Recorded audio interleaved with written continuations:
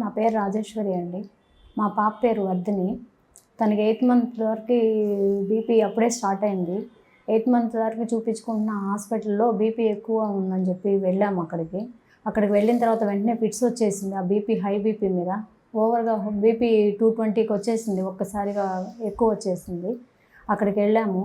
అక్కడికి వెళ్ళిన తర్వాత ఇది ఇంక ఇక్కడ పాసిబుల్ కాదు, పెద్ద హాస్పిటల్స్ తీసుకెళ్ళాలి. రిమ్స్ హాస్పిటల్కి వచ్చాము. ఇక్కడికి వచ్చిన తర్వాత మా పాప సేవ్ అయింది.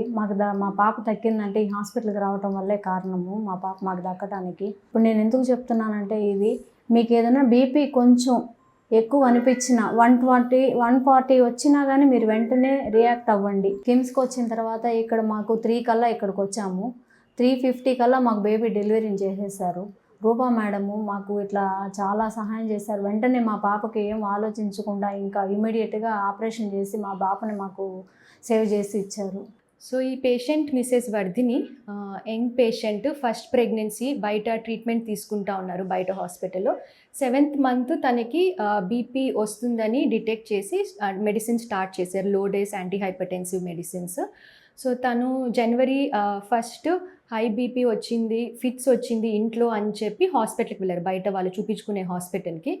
అక్కడ baby heart beat monitoring, BP control అయ్యేదానికి ట్యాబ్లెట్స్ అవంతా ఇచ్చి ఫిట్స్ రాకుండా మళ్ళీ ఇంజెక్షన్స్ అన్నీ స్టార్ట్ చేశారు. కానీ 2-3 టైమ్స్ ఫిట్స్ వస్తున్నాయి, ఇంకా కొంచెం కష్టం అని చెప్పి మనకి 3 o'clockకి ఆ రోజు రెఫర్ చేశారు. ఎమర్జెన్సీ నుంచి నాకు కాల్ వచ్చింది, ఇలా మేడం హై బీపీ 230/110 బీపీ ఉంది, బ్లరింగ్ ఆఫ్ విజన్ ఉంది తనకి, సో ఫిట్స్ వచ్చింది అని చెప్పి ఫోన్ చేశారు. సో ఇమ్మీడియట్గా ఫిట్స్ వస్తే ఇమ్మీడియట్గా మనం డెలివరీ చేయాలి, మదర్ని సేవ్ చేసేదానికి. బేబీ హార్ట్ బీట్ కూడా తక్కువ ఉన్నింది. So immediate delivery is must. So మన emergency team, ICU team, anaesthesia doctors ఇమ్మీడియట్గా వచ్చి చూసి హాఫ్ అన్ అవర్లో మనం షిఫ్ట్ చేసాము. మేము అక్కడికి వచ్చినప్పుడు బేబీ హార్ట్ బీట్ చూస్తే 50-60 మధ్యలో ఉన్నింది. సో ఇమ్మీడియట్గా ఓటీకి షిఫ్ట్ చేసి డెలివరీ అయితే చేసాము.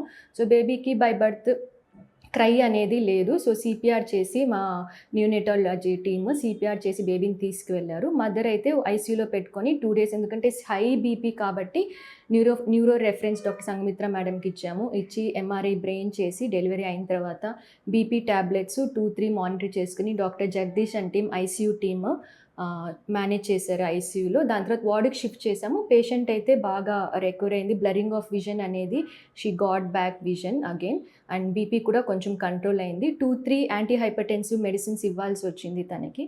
సో మల్టీ డిసిప్లినరీ అప్రోచ్ ఇది హై రిస్క్ ప్రెగ్నెన్సీస్కి ఎందుకు ఇంపార్టెంట్ అంటే, మనకి ఐసీయూ టీమ్ కానీ, అనస్థీసియా టీమ్ కానీ, లేకపోతే న్యూరాలజీ అండ్ ఎమర్జెన్సీ మెడిసిన్ అందరూ ఉంటారు కాబట్టి హై రిస్క్ ప్రెగ్నెన్సీస్ మేనేజ్ చేసేది చాలా easy. Multi disciplinary centre is very important.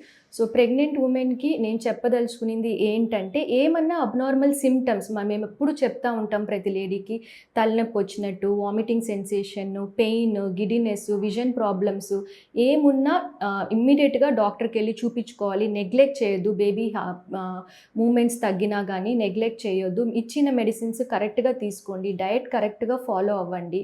So this is what I will tell to all pregnant women. So A symptoms ఉన్నా neglect చేయకుండా family కానీ వాళ్ళు కానీ తొందరగా హాస్పిటల్కి తీసుకెళ్తే, ఏదన్నా తొందరగా వస్తే మనం తొందరగా ట్రీట్ చేయగలుగుతాం. సో ఈ మదర్ కొంచెం అర్లీగా వచ్చుంటే we could have save the baby also.